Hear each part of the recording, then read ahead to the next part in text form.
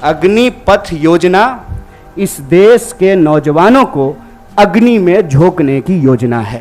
लेकिन आप एक एक मंत्रियों का बयान सुन करके देख लीजिए। जो लोग अग्निपथ योजना का फायदा गिना रहे हैं, ऐसा लग रहा है कि कोई चीज वो बेचने की कोशिश कर रहे हैं। सेना का सवाल देश की सुरक्षा का सवाल है, आप इसको मजाक मत बनाइए। पीएमओ ने अभी ट्वीट किया कि हम 10 लाख रोजगार देंगे। साहब, अगर आप रोजगार देने के लिए सीरियस होते, 28 लाख पोस्ट जो हैं वो सिर्फ सेंट्रल गवर्नमेंट में रिक्त पड़ा हुआ है।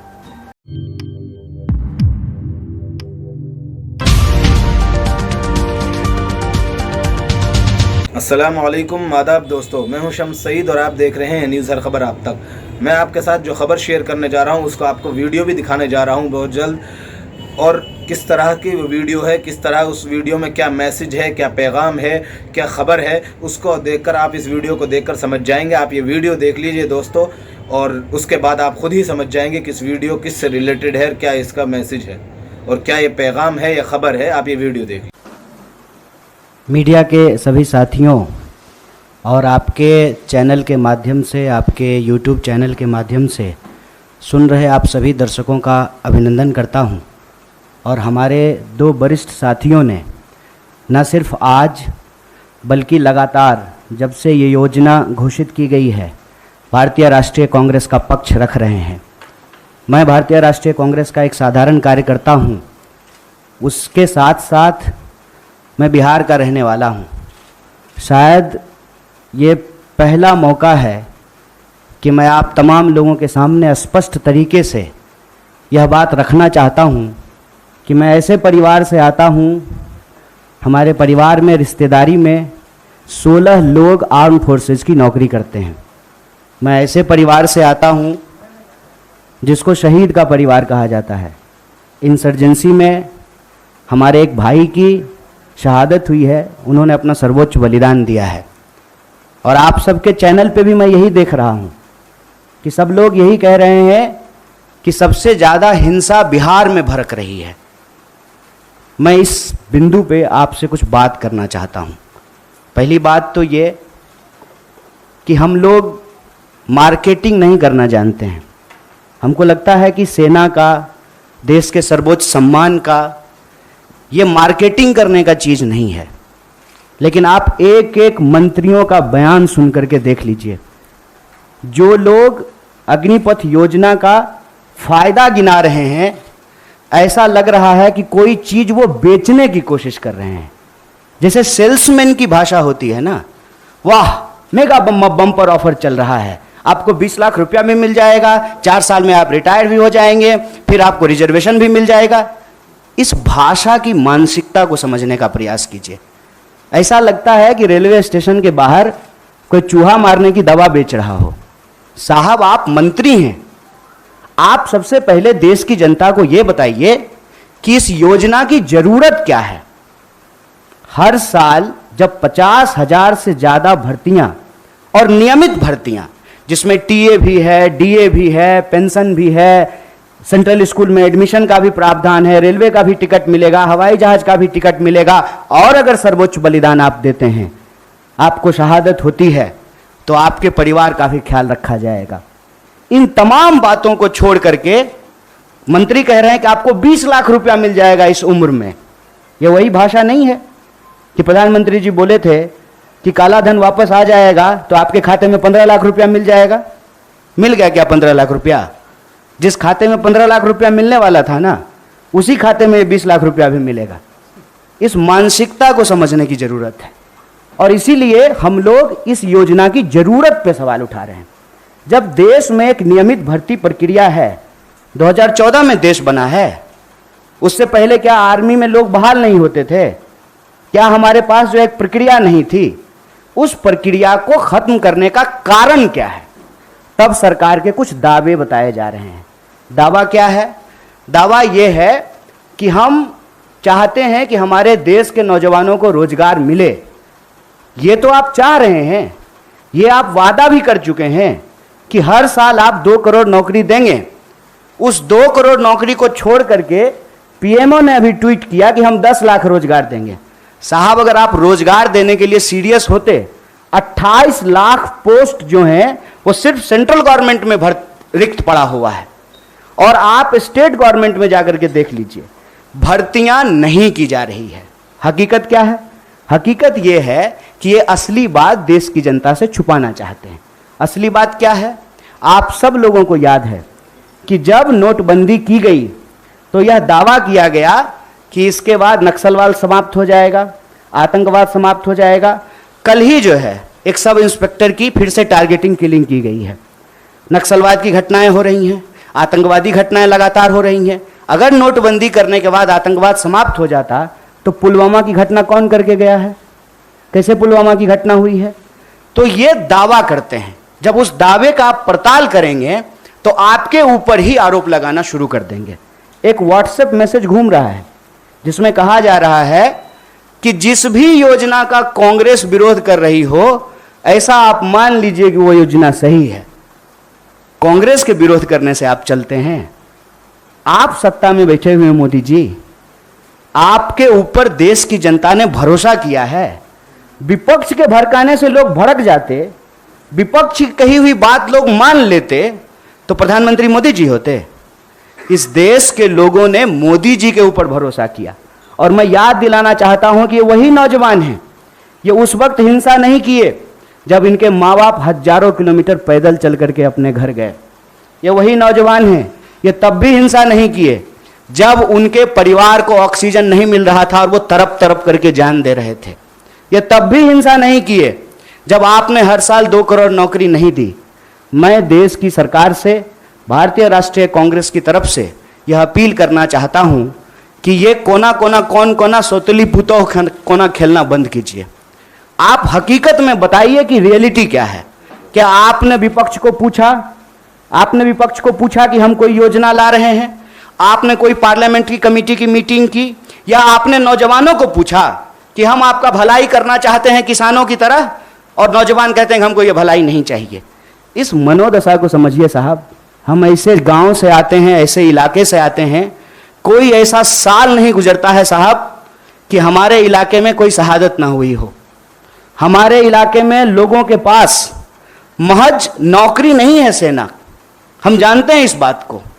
जब किसी परिवार में किसी बच्चे को सेना की नौकरी मिलती है, पूरे इलाके में उनका सम्मान होता है। और दुख के साथ साथ जब एक पार्थिव शरीर गांव आता है, आंखों में आंसू होने के बावजूद उस इलाके का सीना गर्व से चौड़ा हो जाता है कि हमारे बच्चे ने जो है देश के लिए सर्वोच्च सम्मान दिया है। सेना का सवाल देश की सुरक्षा का सवाल है, आप इसको मजाक मत बनाइए। और एक बात हमारे साथी भी कह रहे हैं, आप तमाम मीडिया लोग भी इसको बोल रहे हैं कि उसमें से 25% लोगों को, साहब 25% नहीं, अप टू 25%, ध्यान रखिएगा, यह है सेल्समैन मेगा बम्पर ऑफर की मानसिकता। अप टू 25% क्या होता है? मतलब 25% की भी गारंटी नहीं है। यह मत समझिए आप कि उसमें से एक को दे ही देंगे नौकरी।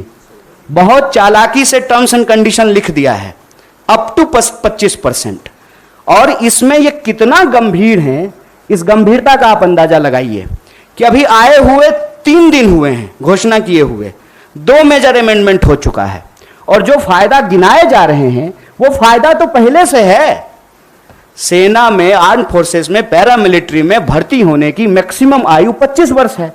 25 वर्ष से ज्यादा में तो आप बहाल ही नहीं हो सकते हैं। उसके बाद अलग अलग रैंक पे आप कितना समय तक सेवा देंगे वो पहले से निर्धारित है।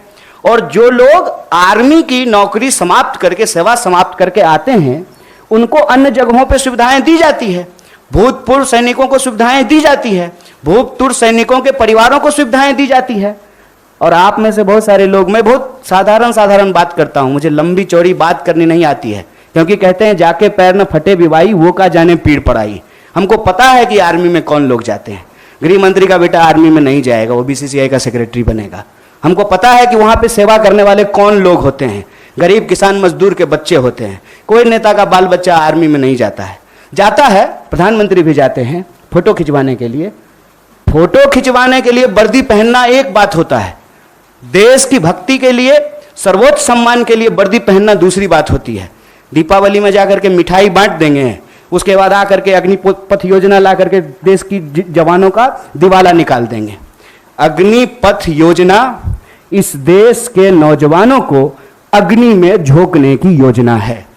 इस योजना को सरकार को तुरंत वापस लेना चाहिए और ये जो लॉलीपॉप वाली भाषा है ना, इस लॉलीपॉप की भाषाओं को बंद करना चाहिए। और जहां तक बिहार में हिंसा का सवाल है, सीधा सा एक कारण समझ लीजिए, ये नौजवान ना किसी के द्वारा लाए गए हैं ना किसी के द्वारा बुलाए गए हैं। आप तमाम प्रबुद्ध पत्रकार यहां बैठे हुए हैं, कोई ऑर्गेनाइज्ड आंदोलन होता है उसका स्वरूप अलग होता है। हम लोग 3 दिन से नहीं डिटेन हो रहे हैं यहाँ पे, हमारा ऑफिस छावनी नहीं बना हुआ है। हम लोग आते हैं, पुलिस पकड़ करके हमको ले जाती है, कोई हिंसा नहीं होती है, कुछ भी नहीं होता है। उसमें हिंसा क्यों हुआ है? क्योंकि वहां नौजवानों का सब्र जो है पानी सर से ऊपर चला गया है। और एक बात और जान लीजिए, जो हमारा बेरोजगारी दर है देश का, बिहार का बेरोजगारी दर डबल है साहब। जहां के मजदूर, बिहार का मजदूर जाता है ना हरियाणा और पंजाब में धान काटने के लिए, बिहार के ही लोग आते हैं ना दिल्ली में काम करने के लिए, बिहार के ही लोग जाते हैं ना महाराष्ट्र में काम करने के लिए। जहां एम्प्लॉयमेंट नहीं है वहां के लोग ऑलरेडी विस्थापित होते हैं। ये जो बच्चे हैं ये उस उम्मीद में अपने गांव में रह रहे हैं, दौड़ रहे हैं जाड़ा गर्मी बरसात, सड़कों पे मैदानों में रेत पे, कि इनको किसी दिन सेना में सेवा देने का मौका मिलेगा। ये मौका इनसे जब छीना जा रहा है तो इनका सब्र टूट गया है। लेकिन मैं इन तमाम नौजवानों से भी एक अपील करना चाहता हूं, दोस्त, हम किसान के बच्चे हैं और हमारे माँ बाप ने इस सरकार को झुकाया है, इस सरकार को बताया है कि ये देश गांधी का देश है और गांधी के देश में सत्य और अहिंसा से ही कोई लड़ाई जीती जा सकती है। इसीलिए भारतीय राष्ट्रीय कांग्रेस की तरफ से इस आंदोलन का पूर्णतः समर्थन करते हुए सरकार से यह अपील करते हैं कि इसको वापस लीजिए और नौजवानों से अपील करते हैं कि देश की संपत्ति को मत जलाइए, मत जलाइए, क्योंकि कल को आपको वही संपत्ति इसी प्रधानमंत्री से बचाना भी है। क्योंकि देश की संपत्ति ये दोस्त को बेचने वाले हैं, ये हमारे आपके टैक्स के पैसे की संपत्ति है, इसकी रक्षा कीजिए, सत्य और अहिंसा के रास्ते पे चलिए। और किसानों ने 700 लोगों की शहादत देने के बाद 1 साल से ज्यादा आंदोलन चलाया, शांतिपूर्ण तरीके से चलाया, तमाम तरह के आरोप लगाए गए, जैसे आज आपके आंदोलन को कहते हैं उपद्रवी, तोड़फोड़ करने वाले, हिंसा करने वाले। ये कहां से आ गए, कैसे आ गए, कौन है इसके लिए जिम्मेवार? और विपक्ष के माथे पर मत खेलिए। विपक्ष की बात जनता अगर सुन रही होती तो आप देश के प्रधानमंत्री नहीं होते। इसलिए प्रधानमंत्री होने के चलते मैं आपसे अपील करता हूं कि इस योजना को आप वापस लीजिए। बहुत बहुत धन्यवाद, बहुत बहुत शुक्रिया। देखिए, हालांकि ये जो है ना, मैं देख रहा हूं कि टीवी मीडिया रिपोर्टिंग में और कई जगह इस बात को बार बार हाईलाइट किया जाता है कि बिहार में आंदोलन हो रहा है। एक्चुअली एक डिजाइन है। किसान आंदोलन के दौरान भी आपने देखा होगा कि नहीं कुछ मुट्ठी भर किसान हैं वो हरियाणा और पंजाब के। अगर मुट्ठी भर थे तो वापस क्यों लिया? और अगर सिर्फ बिहार का मसला है तो नागपुर से लोग जो है पैदल क्यों आ रहे हैं दिल्ली की तरफ? तेलंगाना में घटना हुई, झारखंड में हुआ, राजस्थान में हुआ। तो ये एक देशव्यापी सवाल है। ऐसा नहीं है कि किसी एक राज्य से ही लोग सेना में भर्ती होते हैं, हर राज्य से होते हैं। बिहार का जहां तक मसला है, मैंने आपको कहा कि राष्ट्रीय बेरोजगारी दर से बिहार की बेरोजगारी दर दोगुनी है और वहां पे काम के लिए विस्थापन करना, दूसरे राज्यों में काम करना, ये दशकों से ये समस्या चली आ रही है। मैं मौजूदा सरकार को जिम्मेवार नहीं ठहरा रहा।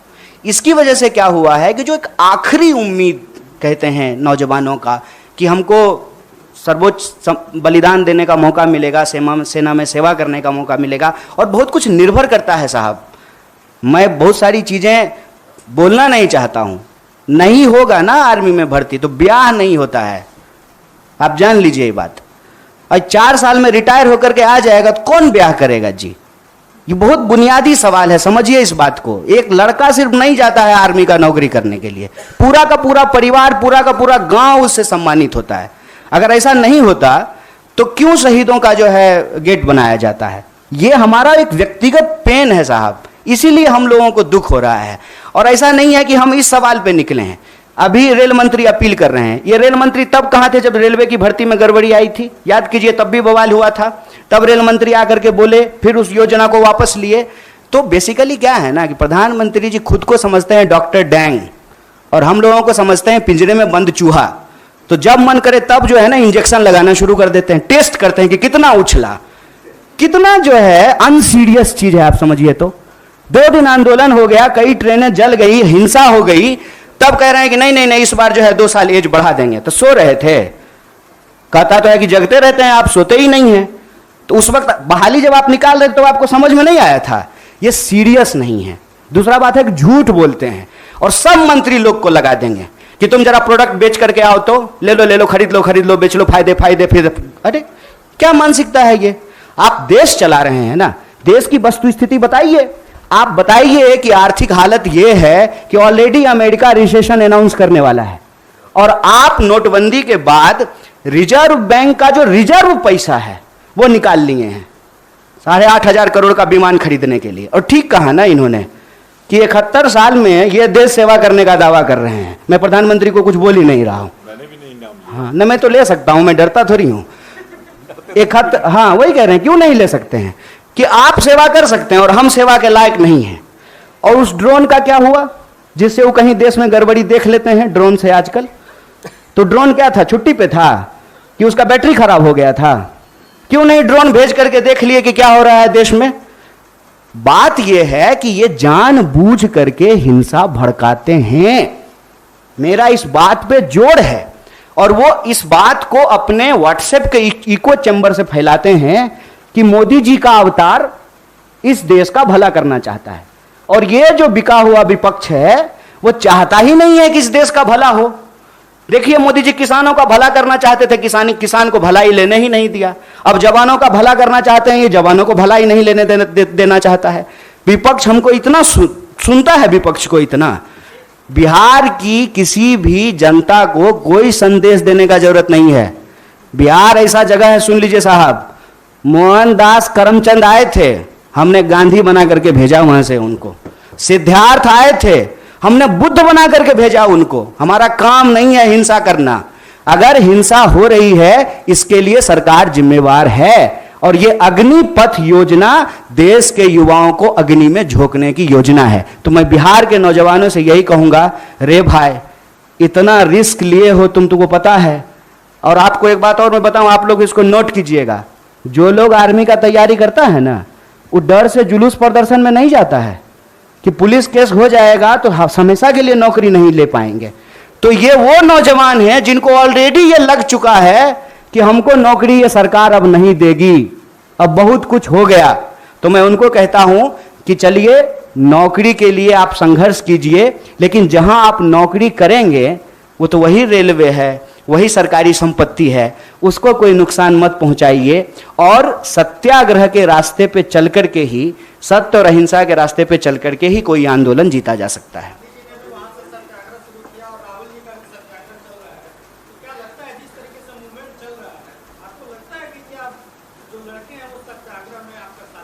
देखिए, हम ज्योतिषी तो नहीं हैं, और ये किसी को नहीं लग रहा था कि किसान आंदोलन के बाद जो है कृषि बिल वापस होगा। एक बात बस हम जानते हैं, लगता नहीं है, बिन लड़े कुछ भी नहीं मिलता यहाँ, ये जानकर लड़ना पड़ता है न्याय और हक के लिए। और नौजवानों की इस लड़ाई में भारतीय राष्ट्रीय कांग्रेस पूरी तरह से उनके साथ है। हमारा आपसे निवेदन है, अगर आप इस खबर को फेसबुक पर देख रहे हैं तो हमारे इस फेसबुक पेज हर खबर आप तक को ज़रूर लाइक और फॉलो कीजिएगा। और इस वीडियो में इतना ही, हमें दीजिए इजाज़त। आगे फिर मुलाकात होगी आपसे किसी ऐसी ही खबर के साथ के साथ आपसे निवेदन है कि आप हमारे इस चैनल को लाइक करें, शेयर करें और सब्सक्राइब करें। उस वीडियो को ज़्यादा से ज़्यादा लोगों तक पहुंचाएं। इस वीडियो में इतना ही, हमें दीजिए इजाज़त। आगे फिर मुलाकात होगी आपसे किसी ऐसी खबर के साथ। तब तक के लिए जय हिंद, धन्यवाद दोस्तों।